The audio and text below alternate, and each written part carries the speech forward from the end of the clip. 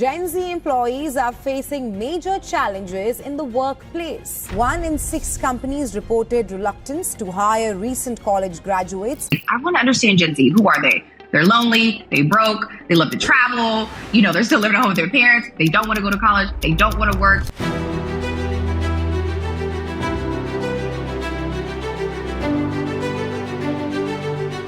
For millions of young adults today, working hard no longer guarantees the basics of adult life. Members of Gen Z out there, but they're struggling more financially than older generations, according to several different metrics. This is not a story about laziness. This is not a story about entitlement.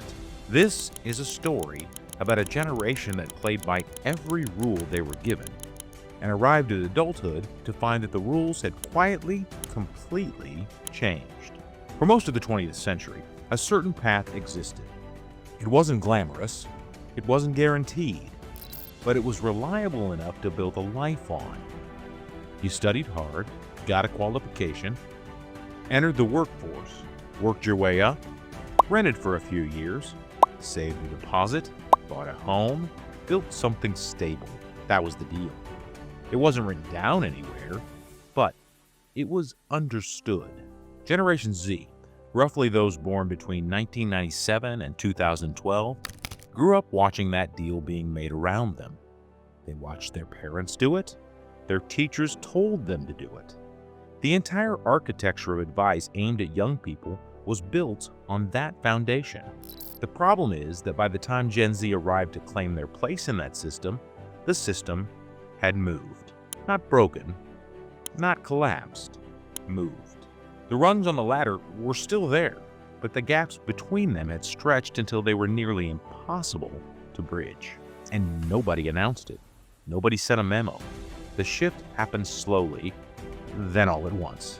If there was one number that defines the financial reality of Gen Z more than any other, it's the cost of housing. In 1990, the average home in the United States cost about 2.5 times the average annual income. Today, that number is closer to 7 or 8 times income. In major cities like London, Sydney, Toronto, and New York, the gap is even larger. Rent has followed the same path. Between 2020 and 2024 alone, median rents in the United States rose by more than 30%.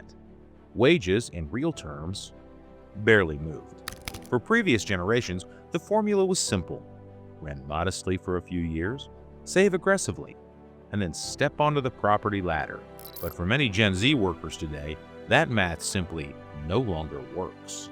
After rent, transport, groceries, and basic bills, there's almost nothing left. Saving for a 20% deposit on an average home while paying today's rents could take decades. Gen Z isn't failing to buy homes because they spend too much on coffee. They're failing to buy homes because the price of housing has moved into an entirely different universe.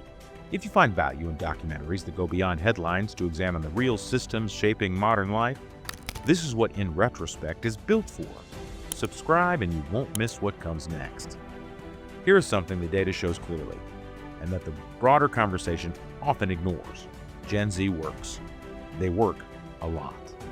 Labor force participation among young adults aged 22 to 30 is not meaningfully lower than previous generations at the same age. In fact, Gen Z is more likely than millennials were to hold multiple jobs simultaneously. The side hustle is not a trend. For many in this generation, it is a financial necessity. Freelancing, delivery work, content creation, remote consulting, whatever the platform, whatever the hustle, Gen Z is on it.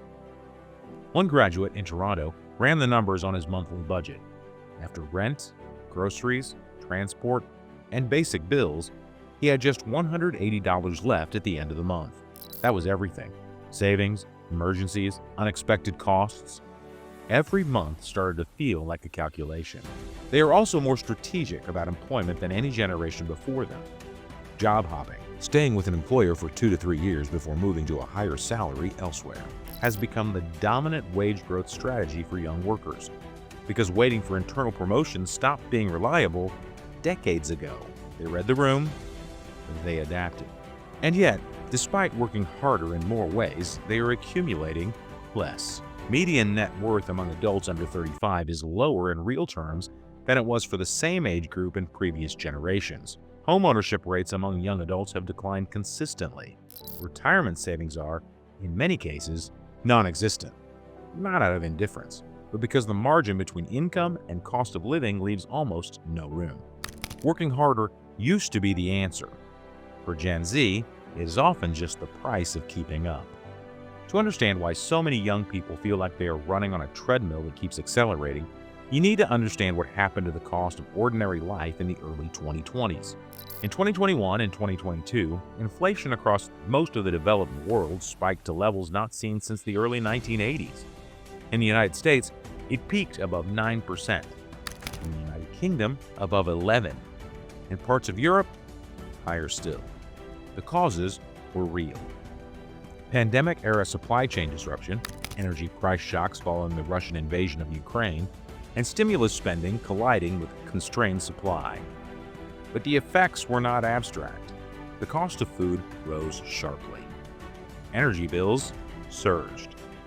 The cost of a weekly grocery run and filling a car and heating a flat, all of it climbed in ways that hit those with the least the hardest. And because Gen Z workers tend to be earlier in their careers, earning less with fewer assets and smaller financial cushions, they absorb these shocks with the least capacity to absorb anything. What makes this particularly damaging is that inflation of this kind is sticky. Prices rose fast. Wages eventually adjusted, but not fully, not quickly, and not evenly. The cost of living settled at a new, higher baseline.